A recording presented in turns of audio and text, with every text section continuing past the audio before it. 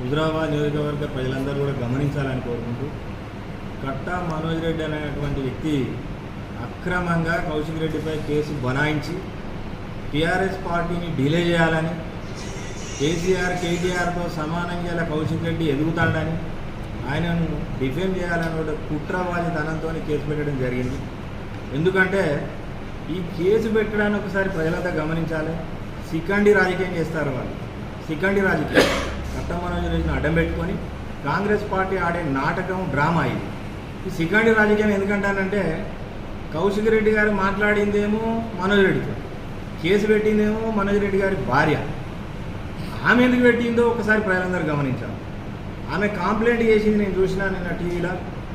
మా ఆయన ఏదో రంజితో ఉంటే 2 రోజులు ఎందుకో బాధతో ఉన్నావు, ఏం జరిగింది అంటే ఇది జరిగింది అని చెప్పినాక నేను పోయి కేసు పెట్టినాను ఆమె చెప్తాను. స్పీకర్ పెట్టి వినిపిస్తే ఫ్యామిలీ అని తిన్నారు, భార్య అనేది భర్త ఉన్నది, బాధతో పెట్టింది అని ఇంకొకటి చెప్తారు. ఇది నిజమా అది నిజమా ఒకసారి ప్రజలందరూ గమనించాలి.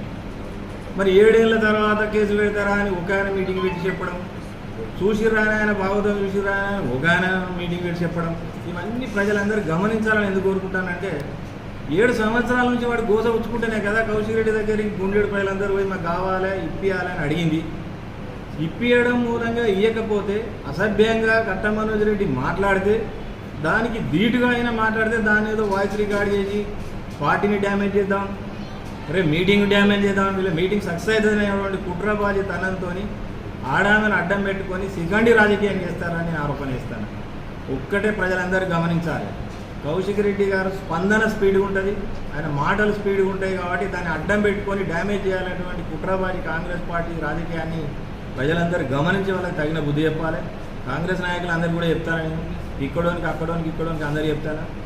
ఆయనను డ్యామేజ్ చేసినంత మాత్రాన మనం ఇక్కడ గెలవం, ఆయనను డ్యామేజ్ చేసినంత మాత్రాన కాంగ్రెస్ పార్టీ అభివృద్ధి చెందదు.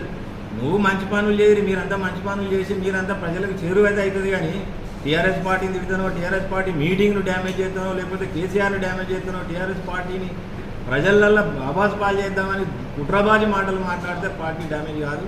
కౌశిక్ రెడ్డి గారిది నిజాయితీతో కూడుకున్నటువంటి కోరిక. అది హెల్మెట్ పెట్టి ఆడ చేస్తారు, బండలు వాలి రైతుల మీద పడతాయి, రైతుల పుర్రలన్నీ వలుగుతాయి. ఇవన్నీ పట్టింపు లేదా ఈ కాంగ్రెస్ నాయకులకు వీళ్ళందరికీ? దీన్ని ఖండిస్తే ఎమ్మెల్యే దొంగన, ప్రజలకు ఇచ్చే పైసలు, గుడికి ఇచ్చే పైసలు ఇవని చెప్తే ఇవాళ కౌశిక్ రెడ్డి గారిని డ్యామేజ్ చేస్తారా? అక్రమమైనటువంటి కేసులు బనాయిస్తే భయపడే ప్రశ్నే లేదు.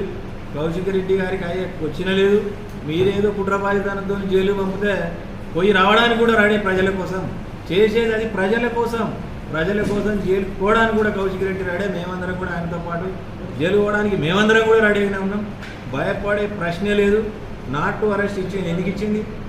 నువ్వు కంప్లైంట్ చేయగానే తెల్లారి వరకే పట్టర్ రాస్తారా? కంప్లైంట్ ఇచ్చినాక 15 రోజుల దాకా కూడా ఎఫ్ఐఆర్ చేయని పోలీసు ఇచ్చినాక తెల్లారి వరకే ఇవన్నీ పెట్టిర్రంటే ఈ కుట్రబాధితనం ఏందో ప్రజలందరూ గమనించాలి. వీళ్ళకి తగిన బుద్ధి చెప్పాలని కోరుకుంటూ, కౌశిక్ రెడ్డి గారు ఆగే ప్రసక్తే లేదు. కౌశిక్ రెడ్డి గారు ఎప్పుడు కానీ ఎక్కడ కానీ ప్రజలు వచ్చి అడిగితే అంతే స్పీడ్గా నిలదీస్తాడు, అడుగుతాడు, కుట్రబాధితనాలన్నింటినీ ఆపేస్తాడని ఈ సందర్భంగా తెలియజేస్తూ ప్రజలంతా దీన్ని గమనించాలని కోరుకుంటున్నాను.